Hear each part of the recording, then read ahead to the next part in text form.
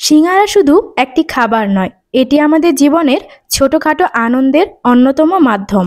যে কোনো বিকেলে বা বৃষ্টির দিনে সিঙ্গারা যেন স্মৃতির ঝাঁপি খুলে দেয়। এক কাপ চা আর সিঙ্গারা মানেই যেন শৈশবের মায়াবী মুহূর্ত। সিঙ্গারার খাস্তার বাইরের অংশের ভেতরে লুকিয়ে থাকা মজাদার আলুর সারপ্রাইজ, প্রথম কামড়েই যে অনুভূতি তা বলে বোঝানো সম্ভব না। আসসালামু আলাইকুম, ওয়েলকাম টু সুপর্ণাজ কিচেন। আজ আপনাদের সাথে শেয়ার করব কিভাবে খুব সহজেই ঘরে বসে সিঙ্গারা বানিয়ে ফেলতে পারেন। প্রথমেই সিঙ্গারার পুরটা বানিয়ে ফেলবো। তার জন্য কড়াইতে দিয়ে দিয়েছি তেল। তেলটা গরম হয়ে গেলে দিয়ে দিচ্ছি পেঁয়াজ কুচি, মরিচ কুচি, আলু, গাজর সবগুলো একসাথে দিয়ে নেড়েচেড়ে ভেজে নিচ্ছি। এগুলোকে কিছুক্ষণ ভেজে নেওয়ার পর মশলা দিয়ে দিচ্ছি হাফ চা চামচ লবণ, হাফ চা চামচ হলুদ গুঁড়ো, হাফ চা চামচ মরিচ গুঁড়ো এবং হাফ চা চামচ ধনিয়ার গুঁড়ো। এবার এগুলোকে ভালোভাবে মিক্স করে নিচ্ছি। কিছুক্ষণ এগুলোকে ভালোভাবে মিক্স করে নেওয়ার পর দিয়ে দিচ্ছি হাফ টেবিল চামচ পরিমাণ আদা রসুন পেস্ট। এগুলোকে এখন কিছুক্ষণ কষিয়ে নেব। প্রথমেই এই কষানোটা একটু সময় নিয়ে করতে হবে, তাতে করে আলুর ভেতর মশলাটা ভালোভাবেই ঢুকবে। কিছুক্ষণ কষিয়ে নেওয়ার পর দিয়ে দিচ্ছি সামান্য পরিমাণ পানি, হাফ কাপ পরিমাণ পানি দিয়েছি, যাতে করে আলু আর গাজরটা এই পানিতেই সেদ্ধ হয়ে যায়।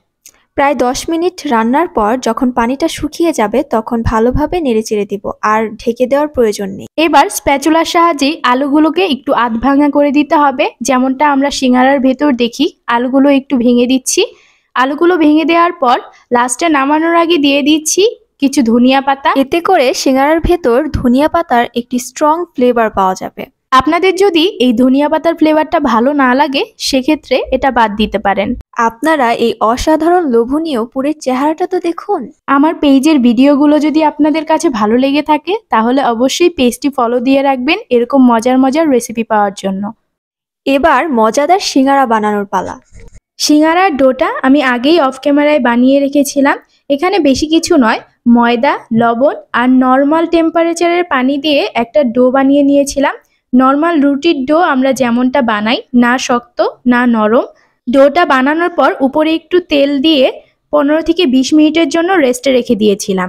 এবার সিঙ্গারা বানানোর জন্য একটা ডো নিয়ে নিয়েছি, আর ডোটা কিন্তু আমি লম্বাটে করে বেলে নিয়েছি। এবার সিঙ্গারার শেপ দেওয়ার পালা। অর্ধেকটা অংশ কেটে নেওয়ার পর দেখতেই পাচ্ছেন দুপাশের মাথাটা একসাথে করে দিয়েছি, একটা পকেট তৈরি করেছি। সিঙ্গারার পুরটা সেই পকেটের মধ্যে দিয়ে দিব। বেশি দেওয়ার প্রয়োজন নেই, সেক্ষেত্রে কিন্তু সিঙ্গারাটা ফেটে যেতে পারে। তাই অল্প পরিমাণে দিয়ে দেখতেই পাচ্ছেন মুখটা আটকিয়ে নিলাম। এবার যে দুপাশের মাথাটা থাকলো সেটা একসাথে করে দিলাম। এই তো তৈরি হয়ে গেল মজাদার সিঙ্গারা। সিঙ্গারার শেপটা কিন্তু দেওয়া একেবারেই সহজ। আপনাদের সুবিধার্থে আমি আরেকটা সিঙ্গারা বানিয়ে দেখিয়ে দিচ্ছি। বেশি কিছু নয়, এটা দেখেই আপনাদের বুঝে নিতে হবে ঠিক কিভাবে আমি পকেটটা তৈরি করলাম। আর অবশ্যই আমি যখন সিঙ্গারাগুলো বানাচ্ছিলাম, পুরগুলো কিন্তু আগে থেকেই ঠান্ডা করে নিয়েছিলাম। পুরগুলো ঠান্ডা হয়ে যাবার পরই আমি সিঙ্গারাগুলো বানিয়ে নিয়েছি। ঠিক এভাবেই আমি সবগুলো সিঙ্গারা বানিয়ে নিয়েছি। এ পর্যায়ে কিন্তু আপনারা চাইলে এটাকে সংরক্ষণ করতে পারেন।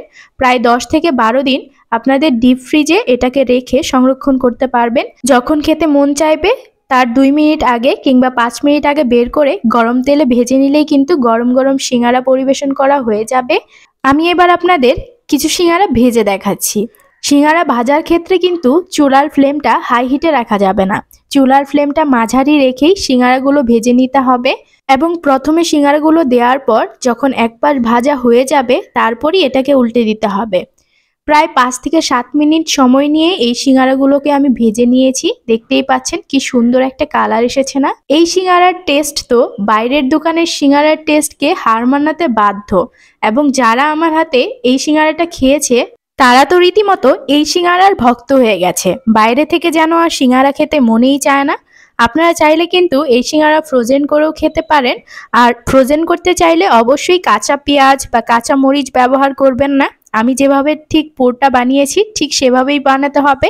যারা সিঙ্গারার ভেতর কাঁচা পেঁয়াজের ফ্লেভারটা পছন্দ করেন তারা পুরটা নামানোর পর কাঁচা পেঁয়াজ দিয়ে দিতে পারেন। আমি পছন্দ করি না, সেক্ষেত্রে আমি সেটা ব্যবহার করিনি। আশা করছি আপনাদের কাছে ভিডিওটি ভালো লেগেছে। ভালো লেগে থাকলে লাইক, শেয়ার, কমেন্ট করে দিবেন এবং চ্যানেলটি সাবস্ক্রাইব করে পাশে থাকা বেল আইকনটি ক্লিক করে দিবেন এরকম মজার মজার রেসিপি পাওয়ার জন্য। তাহলে ভালো থাকুন। আল্লাহ হাফেজ।